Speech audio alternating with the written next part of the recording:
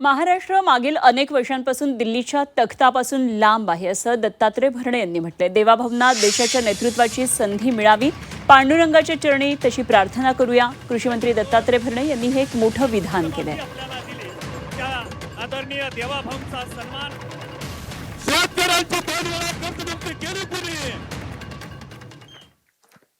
अरे महाराष्ट्र आज मी म्हणत नाही, योग्य वेळी हा महाराष्ट्र खूप दिवसापासून दिल्लीच्या त्या तख्तापासून लांब आहे।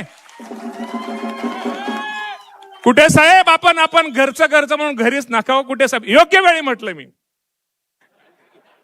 योग्य वेळी ज्या वेळेस वेळ येईल त्यावेळेस मी तुम्हाला प्रामाणिकपणे सांगतो, आपण सगळेजण आज आपल्याला माहिती आहे की आपली आषाढी ह्या किती 25 तारखे बरोबर आहे का? तारीख नाही माझी गडबड व्हायची। 25 तारखेला आषाढी आहे।